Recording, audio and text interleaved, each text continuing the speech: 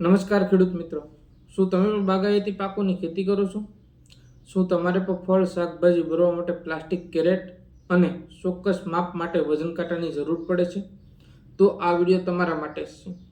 કેમ કે ખેડૂત મિત્રો, ગુજરાત સરકાર દ્વારા પોસ્ટ હાર્વેસ્ટ મેનેજમેન્ટ અંતર્ગત ખેડૂતોને આ સાધનો માટે એટલે કે આ સાધનો ખરીદવા માટે ટોટલ 75% સુધીની મોટી સબસિડી આપવામાં આવે છે. એટલે કે ₹10,000ના સાધનો તમને સાવ સસ્તા મળશે. ફોર્મ ક્યારે ભરાશે, ફોર્મ કઈ રીતના ભરવી, ફોર્મ ભરવા માટે કયા કયા ડોક્યુમેન્ટની જરૂર પડશે, એ બધું જ આજે આપણે આ વિડીયોની અંદર જોશું. તો આ વિડીયોને છેલ્લે સુધી જોવાનું ભૂલતા નહીં ખેડૂત મિત્રો. તો મારા વહાલા ખેડૂત મિત્રો, આ ફોર્મ ભરવા માટે તમે ખાસ કરીને તારીખ નોંધી લેજો. કેમ કે આ યોજનાનો લાભ લેવા માટે ઓનલાઈન અરજી કરવાનો સમયગાળો છે 27 માર્ચ 2026 થી 26 એપ્રિલ 2026 સુધીનો છે. એટલે તમારી પાસે બહુ ઓછો સમય છે. એટલે જલ્દીથી ફોર્મ ભરી લેજો, જેથી તમે આ લાભ લેવાથી ચૂકાવ નહીં.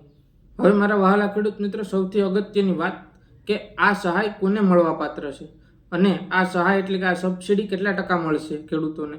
તો કે આ સહાય છે એ સરકારે અલગ અલગ કેટેગરી માટે અલગ અલગ જોગવાઈ કરી છે ખેડૂત મિત્રો. જેમ કે ખેડૂત મિત્રો, તમે અનુસૂચિત જાતિ કે અનુસૂચિત જનજાતિમાંથી કેટેગરીમાંથી આવો છો તો તમને 75% સહાય મળશે.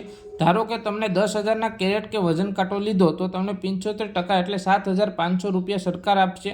તમારા ખિસ્સામાંથી માત્ર ₹2,500 જ કાઢવાના રહેશે. જો તમારું બિલ 12,000નું હશે તો પણ સરકાર તમને વધુમાં વધુ ₹7,500 જ આપશે. અને જો ખેડૂત મિત્રો તમે સામાન્ય ખેડૂત કેટેગરીમાંથી આવો છો તો તમને 50% સહાય આપવામાં આવશે. ગણતરીમાં ₹10,000ના ખર્ચ સામે તમને 5,000 પરત મળશે. બાકીના 5,000 ખેડૂતોને ભોગવવાનું રહેશે ખેડૂત મિત્રો. અને જો ખેડૂત મિત્રો એફપીઓ, એફપીસી અથવા સહકારી મંડળી એટલે કે SRT2 હેઠળ તમે વ્યક્તિગત ખેડૂત તરીકે નહીં પણ તમારી મંડળી કે એફપીઓના નામે ફોર્મ ભરી શકો છો. ભલે તમે સામાન્ય કેટેગરીમાં હો, તમને 75% એટલે કે ₹7,500 સુધીની સહાય મળવા પાત્ર રહેશે ખેડૂત મિત્રો. અને મારા વહાલા ખેડૂત મિત્રો, હું આ સબસિડી એટલે આ સહાયનું સરળ શબ્દોમાં વર્ણવું તો જો તમે ST/SC કેટેગરીમાં છો અને ₹10,000ના સાધનો લો છો તો સરકાર તમને ₹7,500 પાછા આપશે. તમારે માત્ર ₹2,500 જ ભરવાના રહેશે તમારા ખિસ્સામાંથી. બાકી બીજું તમારે કંઈ ભરવાનું નથી ખેડૂત મિત્રો. તો મારા વહાલા ખેડૂત મિત્રો, તમને હજી એમ થતું હોય કે આ ફોર્મ ભરવા માટે કયા કયા ડોક્યુમેન્ટની જરૂર પડે છે, તો એ પણ હું તમને જણાવી દઉં છું ખેડૂત મિત્રો.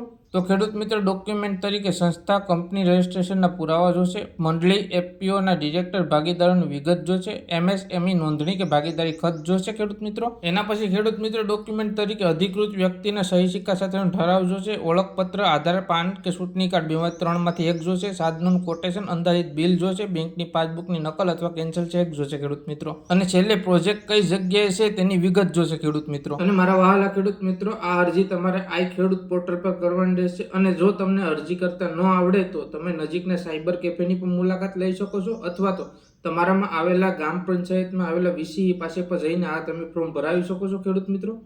તો તમારા ખેડૂત મિત્રો, સૌપ્રથમ તમારે ગૂગલ ખોલવાનું રહેશે. ગૂગલની અંદર આઈ ખેડૂત પોર્ટલ 2026 સર્ચ કરવાનું રહેશે અને પછી ત્યારબાદ સર્ચ બટન ઉપર ક્લિક કરશો એટલે આઈ ખેડૂત પોર્ટલ ખુલી જશે. આઈ ખેડૂત પોર્ટલ ઉપર ક્લિક કરવાનું રહેશે. ફરીથી ખેડૂત મિત્રો, તેમાં એડવર્ટાઇઝ આવશે, તે એડવર્ટાઇઝ ઉપર ચોકડી મારવાની રહેશે ખેડૂત મિત્રો. અને ઉપર લોગિન લખેલું છે તેની ઉપર ક્લિક કરવાનું રહેશે ખેડૂત મિત્રો. ત્યારબાદ લોગિનનો ઓપ્શન આવશે ખેડૂત મિત્રો. તેની અંદર લખેલું હશે રજિસ્ટર્ડ મોબાઈલ નંબર, વપરાશકર્તા નામ. તેમાં તમારા પોતાના મોબાઈલ નંબર નાખવાનો રહેશે. અને જો તમને પાસવર્ડ યાદ ન હોય તો OTP ઉપર ક્લિક કરવાનું રહેશે ખેડૂત મિત્રો. ત્યારબાદ થોડી રાહ જોશો એટલે OTP આવી જશે. 5 આંકડાનો OTP નાખી અને લોગિન ફરીથી કરવાનું રહેશે ખેડૂત મિત્રો. ત્યારબાદ બીજું પેજ ખુલશે, તેની ઉપર વિભાગ પસંદ કરો, વિભાગ ખોલવાનું રહેશે ખેડૂત મિત્રો. અને એ વિભાગની અંદર બાગાયત વિભાગ પસંદ કરીને બાજુમાં શોધો લખેલું છે તેમાં ઉપર ક્લિક કરશો એટલે બાગાયત વિભાગ ખુલી જશે ખેડૂત મિત્રો. અને ખેડૂત મિત્રો, 10મા નંબરના પેજ ઉપર જશો એટલે લખેલા આવશે પોસ્ટ હાર્વેસ્ટ મેનેજમેન્ટના સાધનો. તેની અંદર બાજુમાં જઈ અને અરજી કરો ઉપર તમારે ક્લિક કરવાનું રહેશે ખેડૂત મિત્રો. તો મારા વહાલા ખેડૂત મિત્રો, જે રીતના મેં પાછળ તમને બતાવ્યું છે કઈ રીતના મોબાઈલથી ફોર્મ ભરવું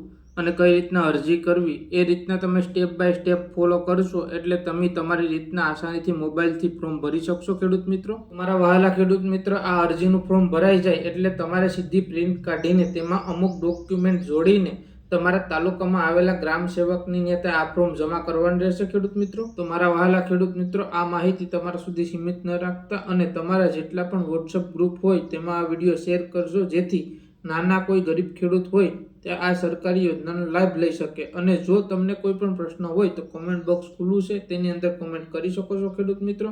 અને મારા વહાલા ખેડૂત મિત્રો, આવા જ ખેતીવાડીના વિડીયો જોવા માટે આપની ચેનલ સની ટોક્સને સબસ્ક્રાઇબ કરવાનું ભૂલતા નહીં.